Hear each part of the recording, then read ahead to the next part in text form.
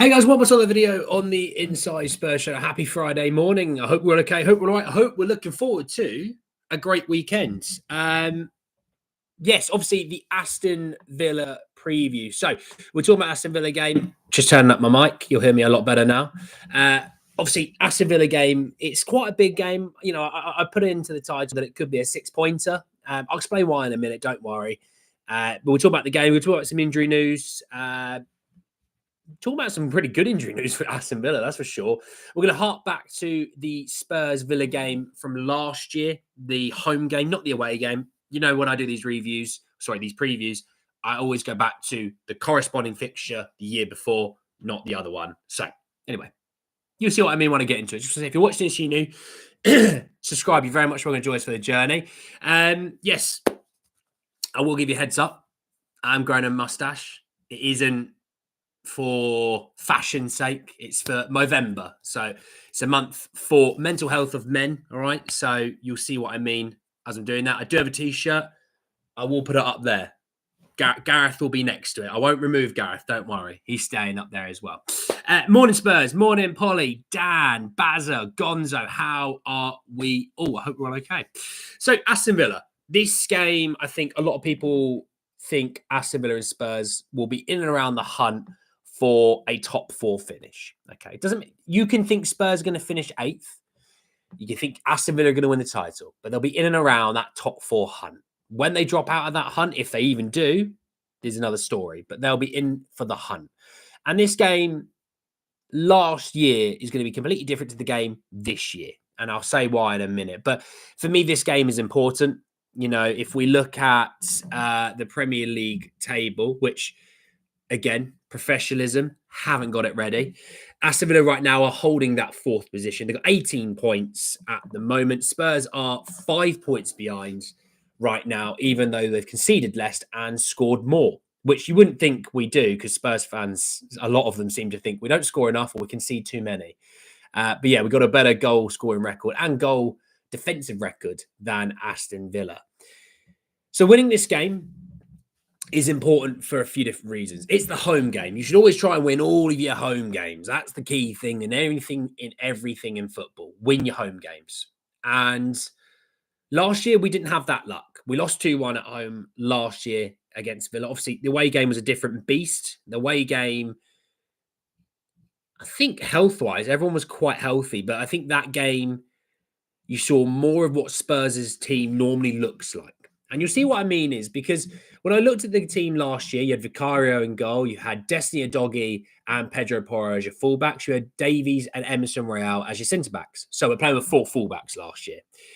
Your midfield 3 was Bentancur, Giovanni Celso and Dejan Kulusevski. And then your front 3 was Brian Hill, Brennan Johnson and Heung-Min Son. So obviously looking at that, actually, the goal scorer was Giovanni Celso, by the way. But looking at that, Lo Celso won't be playing, Hill won't be playing, Davies won't be playing, and Royale won't be playing. So you're losing 4 players out of that team. Bentancur, I don't think will start because obviously played midweek. And let's see if Sonny's back. It's too difficult to tell with Sonny right now. But yeah, that team last year is completely different to the team you see this year. You'll see Dragusin, you'll see Romero at centre-half. Ironically, we have centre-halves this time. When we had centre-halves last year in the away game, that obviously, you saw what happened. But we have centre-halves this time. We look into the midfield. We have a much stronger midfield, a much better midfield. We look at the front 3. The front 3 will be better this year, you know.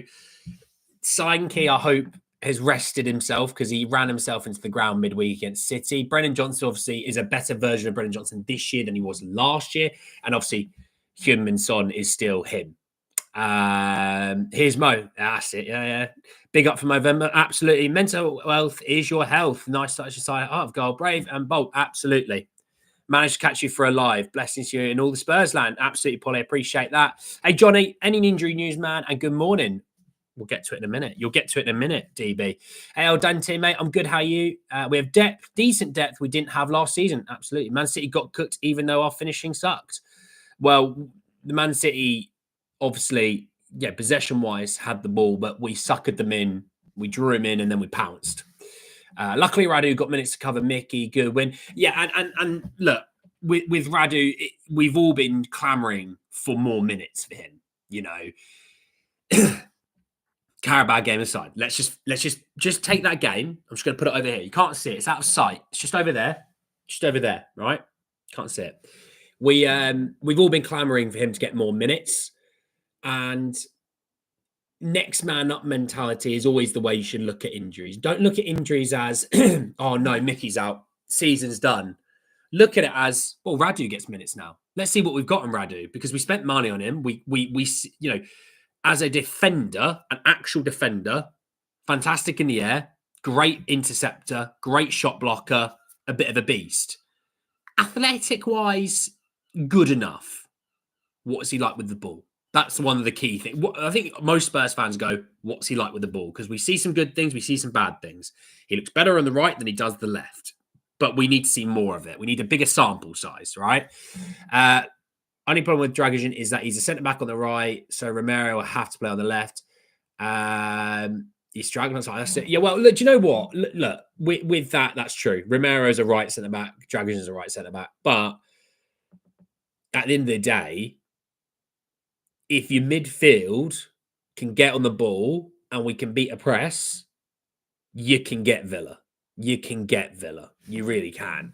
I mean, obviously, they lost midweek at home to Crystal Palace. By the way, lost to Crystal Palace. Didn't see a meltdown like you did with Spurs. So make of that what you need. Tyrone Mings was back, by the way. I just only noticed that Tyrone Mings was back for them, which is nice for Tyrone. He's been out for a long time. But looking at their last 5 fixtures, they drew. So they drew against Manchester United at home on October 6th. They then beat Fulham away 3-1. They then won in the Champions League 2-0 at home to Bologna. Drew 1-0 at home to Bournemouth and then lost at home 2-1 in the EFL Cup. So when we look at it, they've won 2 games of the last 5. 1 in the Premier League, 1 in the Champions League. They've drawn 2 in the Premier League and then they've lost in the EFL Cup. So they're coming into this with form that's a lot worse than ours. So that's a good positive, okay? Looking at the teams that they've played, they've not exactly played world beaters. You know, if you think about Manchester United at home, they drew 0-0.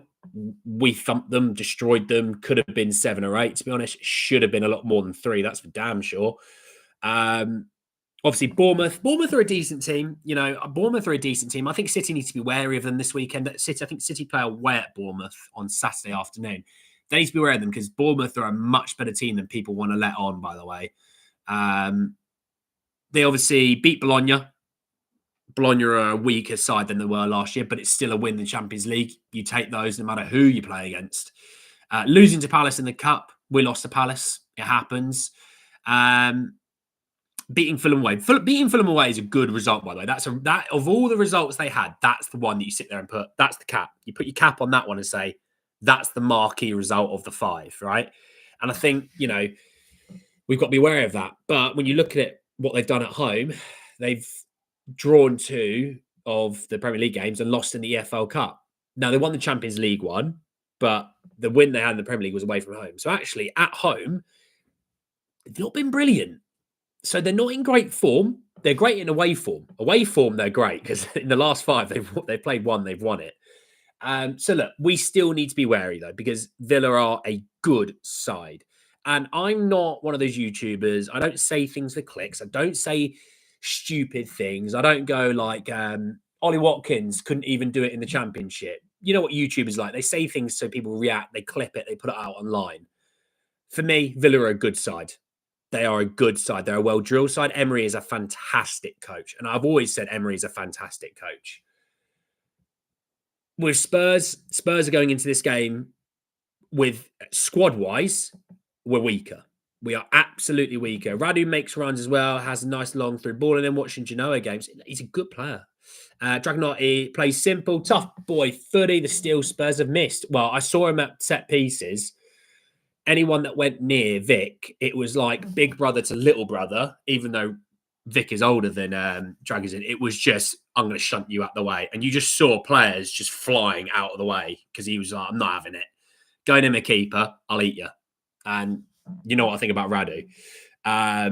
Radu the Dragon. Hey, Van Gogh, mate, how are we? Bournemouth, my local team. They're very good. Iriola has done a good job there. Semenyo is excellent. Think it'll be a good game for the neutrals. Absolutely. Well, Semenyo's someone that Spurs are interested in, don't forget. Lost a team with no wins, Palace. Then one versus team with no losses, City.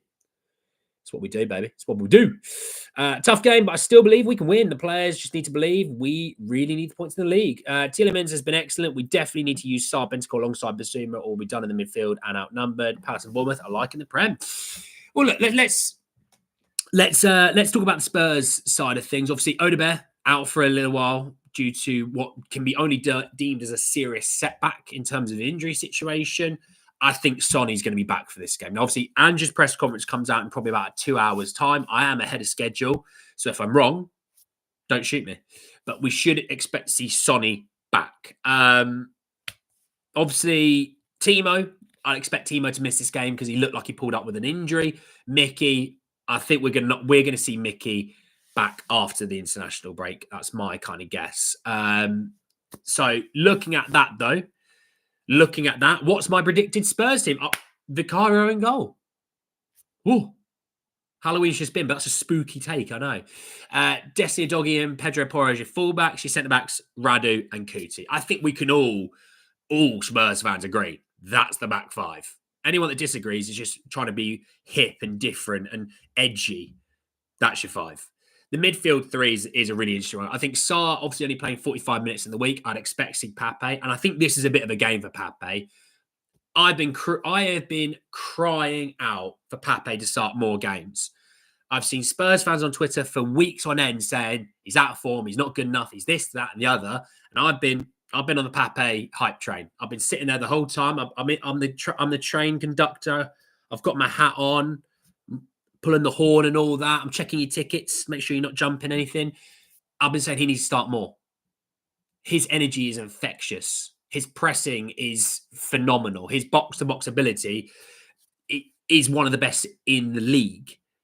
When he's played, and he's played good enough minutes, he has been fantastic. And he will start, I think, this weekend. And I think Basuma will play with him. Bentancur ran himself into the ground midweek. By the way, Bentancur was phenomenal. And I'm not saying he will be dropped. I think he's rotated due to fitness. I think Basuma and I think Pape, I think those two play. I really do. Now, Kulu and Madders, that's a question mark. Because I know people say Basuma, Kulu, Madders, right? I get that. I totally get that. And when I look at, if I just look at Villa fixtures, because the game they played against Palace, they obviously rotated a bit. They played some first teamers, but they rotated a bit. I mean, they play Matty Cash, Konsa, Torres, Digne at the back, John McGinn, Onana, Tielemans, and then Ramsey, Rodgers, and Watkins. So some good steel in that midfield. And is it a game where we go a bit of finesse with, the Madders-Kulu combo? I don't know. I hope Pape starts. I really do. Is it a game that Kulu goes out maybe right wing and we get Madders into the midfield as well? Maybe, but we have seen Johnson have success against Digne. So it's a difficult one. If Solanke can play 60, 70 minutes, Solanke starts for me. Still starts. His link-up play is magnificent. His energy and pressing is phenomenal. We just need to supply him with chances. We actually need to create a bit more for Solanke instead of Solanke having to help us create for everyone else. So Pedro Porro, I'm looking at you whipping some good crosses, mate, because Dominic needs at least a chance. And then Sonny on the left. I think that's a fair one. What do you guys think? Whilst I'll read some of your comments, what do you think? Do you think it'll be Madders and Kulu? Or do you think it'll be Basuma, Saar, and one of the two in the midfield? Let me know what you think whilst I read some of your comments. Dragosin needs to be trusted. If people watch him at the Euros, they would not complain that he is starting. Bazza, you know me. In the Euros, I kept saying that Romania were my dark horses. I didn't think we were going to win it. I just thought they were my second team. I was like, I love the energy the Romanians are giving off. He was a machine in the Euros. The amount of pundits who are like, he sits on Spurs' bench. He's unreal. Just got to get into minutes. Villa is going to be a thriller. Ooh. His goal was outrageous, like a physics lesson with all that bends. Yeah, I was good at science to a degree. Physics probably wasn't my strongest point, but I'll take it. Sar's been adding goals to this season too, which is huge. Yeah, him and Basuma have been starting to add some goals, which has been nice. Solanke looks smashed at the end of the game. Yeah, do you know what? Oh, he need. Do you know what? It's like if I put in a good shift at work and I'm like, I need a beer. Yeah, Solanke needed to get a beer or two. He deserved it. Van de Ven got hooked early. Good news. I think the Hammy grade of injuries lighter than touted by the club. Yeah, I don't see Mickey being available for at least a few weeks. So, just be on the safe side. Pape just turned 22. Seems mature for his age. He's played big minutes and big games, Solanke's been great. Man is a Solanke to play. Sonny Yet plays half match. I think Basuma, Sarr, or Bentancur and Decky. Bentancur and Sarr both have good arguments to play and maybe could be those two and Basuma on the bench. Well, the only reason why I said Bentancur on the bench, Al Dante, is just because Bentancur played big minutes in the week and Basuma played half a game and so did Pape. So they're going to be a lot fresher. Pape is still very underrated. Hey, I've said all along, I think Pape is one of the best young midfielders in the Premier League. I'm never going to back down from that. I said when you look at the young central midfielders in the Premier League for their teams, by all means, let those teams have their players. I still want Pape over them, absolutely over every single one of them. And it's not to say that I think Pape is the best, but for what Pape can give us, he's exactly what we need. The other players don't give what Pape gives, hence why I want Pape. And you know what? If people don't like that, I don't give a damn, because that's how I feel about my boy Pape. Stick with this, Sarr and Kulu, and bring Matters on with half an hour to go if Kulu is tired. Ooh. So we're thinking Chalks talks for Tottenham. I hope you don't talk too much rubbish like me. But he reckons we'd drop in Matters. Interesting. Agree about Sarr. Would have Sarr over Mainu. Yeah. Villa are physical. We do need our big boys out. Well, there's also that. I think Sarr and Biss obviously have great chemistry together. Obviously playing so many minutes last season with one another. But I think also with Pape, he can put a foot in or two. You don't get that steal with Matters and Kulu. How nice is it about squad depth? John, we're not complete and we still need to work on some areas of squad, but in some areas, it's bloody lovely, mate. Time to give Solanke some service. Solanke scores too. Ooh. Is Kulu being overplayed? Should he be rested? Well, there is that. He could be in line for some rest because that brother against City looked like he ran himself into the ground, but he was the best player on the pitch for both teams. So yeah, for me, I'm struggling with my midfield. I am. But let's have a look. Do you know what? Right now, you watching this, if you're live, in the comments. If you're not watching this and this is post me being live, get in the comments down below. I want all of your score predictions and I want your goal scorers alongside it. So if it's 2-0, I want to know who's scoring those 2 goals for Spurs.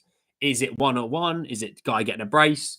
Fishing Plants is going to tell me it's at least two for Spurs because he thinks Solanke's getting 2. For me, we lost 2-1 last year at home. We're a much better side than that side that played them. So I'm going to go 2-1 Spurs. Whoever starts up front for Palace, if it's John Duran or if it's Watkins, one of those guys is getting the goal. For Spurs,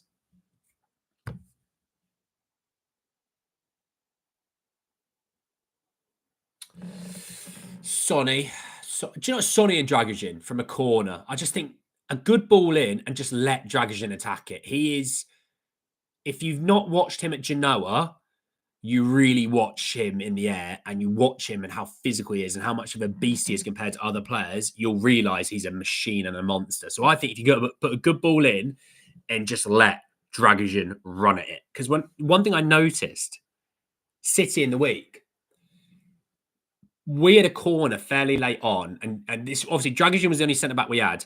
They put 2 bodies on him to block him running towards the ball, and also had the zonal marking to attack the ball. So they had multiple people trying to stop Dragic get to the ball.